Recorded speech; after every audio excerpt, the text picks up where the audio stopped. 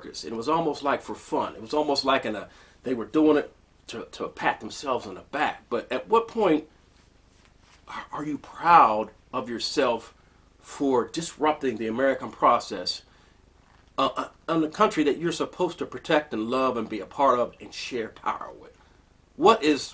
At what point do you stop and look at yourself and think,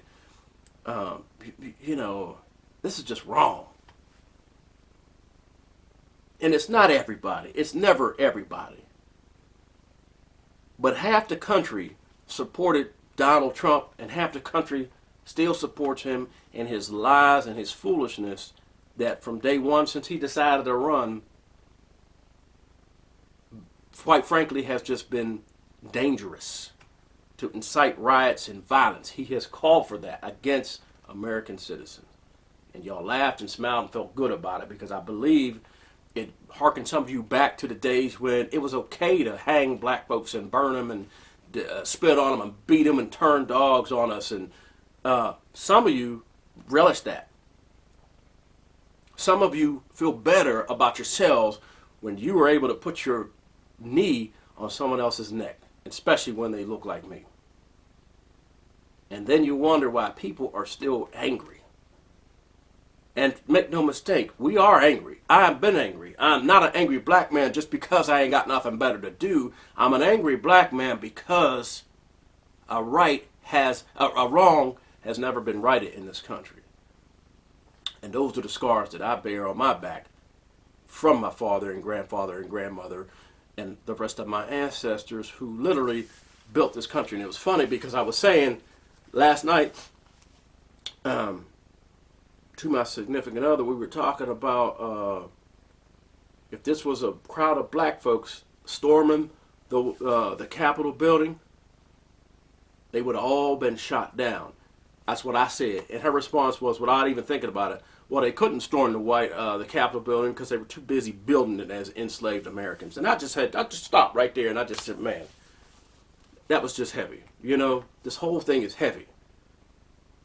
But it ain't going to go away until everybody realizes we got to talk about this. We got to talk about the injustices that happen just not only to black Americans, but Jewish Americans and some Irish Americans who went through some hard times. I will say that. Because I know the other thing that a lot of folks like to do is compare other groups to saying, well, we had it bad too. There's a lot of people that had it rough in this country, but ain't nobody in this country had it worse than black folks. And I'm not trying to compare hardships at all, because that's just not, there's no need for that saying who suffered more. But the truth and the fact of the matter is, there ain't no footage and there ain't no stories of anybody else being hung, strung up, burned, dragged by cars, spit at, beat up, bloodied for crossing a bridge or marching for freedom, busted in the head. There ain't no footage of no other group of Americans like there is of us. And y'all like to think it was ancient history. And I told you, during my lifetime, and not too far from that, it would be illegal for me to marry a white person and vote in some states. That's only been some 50-something years, people.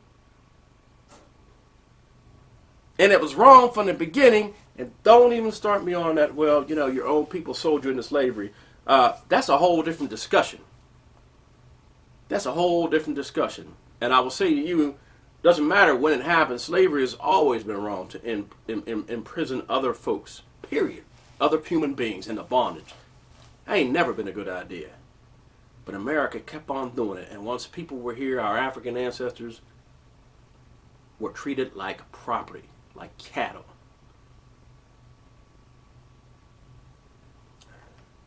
So I watched this thing unfold yesterday. I had all kind of raw emotions and feelings and thoughts.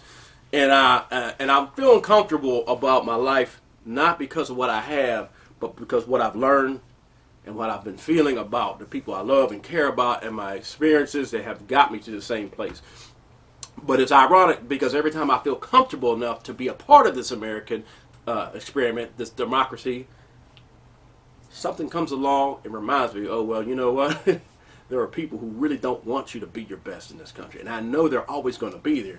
And generally, I'm able to just grin and bear it But I don't feel like grinning about nothing anymore. I don't. And that's the spirit of unrest that you have in here. And a lot of black folks know what I'm talking about. A spirit of unrest. And it ain't nobody afraid to face anybody face to face. I damn sure ain't. There's a lot of cowards in this world and this nation in particular that like to hide behind the cameras and to hide behind the internet. And when I was a truck driver on the road, they would hide on the CB radio and call me all kind of niggers and that's, that, and the other.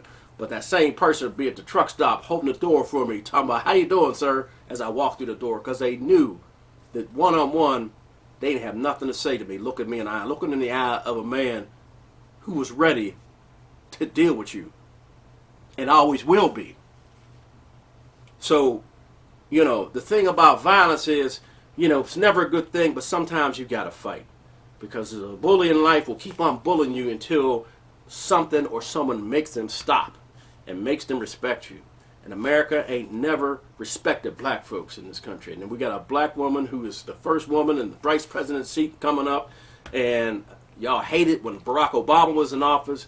And there's so many of y'all and people that have come before them that it just burned y'all to the core. And that's all that Donald Trump was a referendum on democracy, a referendum on positivity going forward in the future, because y'all couldn't stand it. And all he did was be polite, be gentle, be courteous, and the will of the people, and work for a betterment of everybody. And y'all couldn't stand it. So why the hell are you so evil? Why the hell are you so hell-bent on causing chaos and being just downright negative? Why? We've done everything that this nation has asked for us after we built it with no pay. Fought in every single conflict that America's ever been in. Every last one. You burned down our communities, raped our women, killed our children. When we build up something, it's destroyed. Back in the day, Rosewood and Tulsa, Oklahoma was burned to the ground, thriving African American communities, because black folks were united and working together and striving and not bothering nobody. And y'all couldn't stand it. And it's happened time and time and time again. And all these things we see unfolding, it's just a reminder what we're up against. And even people in our own community now are so disenfranchised and upset and distraught and just falling off that, some of them have turned to the negative side also. So we got two issues. We're fighting within our own community to go forward, and we're also fighting people from outside of our community. So, as black folks, we still ain't got it easy. And we still trying to figure it out. We're still rising, but we shouldn't have to fight so hard. But make no mistake about it, we're going to keep fighting. I'm going to keep fighting. Everything that about what happened yesterday just re-emboldens me, and it just makes me want to reinvest in America, because I ain't going nowhere. Ain't going nowhere. And I'm determined to continue to be better today than I was yesterday. And during the course of this journey, some of y'all might have to get, the truth told to you, and your feelings hurt, and maybe some teeth knocked out. But I say this all the time, that I greet you with an open hand, but I always keep my other hand balled up, because you just never know.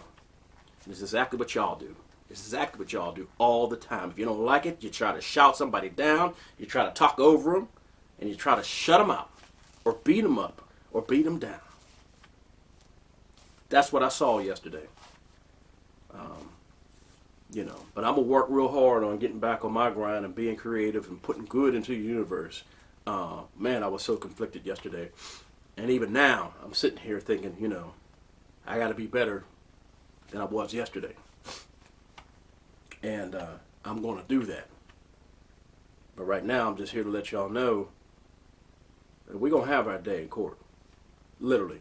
We're going to have a day where black folks can expect the same equal treatment, the same justice, and the same privilege that white folks have enjoyed in this country since the beginning. We're going to have it. As they say in the old folks, we're going to have it by crook or hook. Trust me, that's where I'm striving for. My grandchildren ain't going to walk around with no scars and no shame and not be afraid to take their rightful place in this nation that we have built. Not help, we built it. All right, y'all. I'm gonna try to get back to more pleasant things, but I'm also going to try to continue on with the educational side of things, and um, I'm gonna keep going. It's hard some days. I don't feel defeated. It's hard because it's hard not to feel the anger, and I cannot get the idea out of my head that yesterday's scene that we watched unfold and the whole world saw it. Again, Tulsa, Oklahoma was probably the exact same way. And every destruction that has happened and every deceitful plan that was plotted against black people in America, I try to imagine that feeling and that empowerment where you think that you can just take over something simply because it don't jive for you what they're doing or what's going on. That white privilege. There's no defending it. It is what it is, and y'all need to accept that. And you need to accept that that's what's been happening. But again, let that have been 1,000 brothers standing on them steps. Man, come on. Trying to get into the Capitol like that, running over barricades. The whole U.S. Army would have been there, and they wouldn't have had rubber bullets. So we want our justice. We want our peace. We want our day in court. We want our piece of the pie. And we are tired of being shot in the back, stuffed in police cars, hung and dragged off behind closed doors. We're tired of it.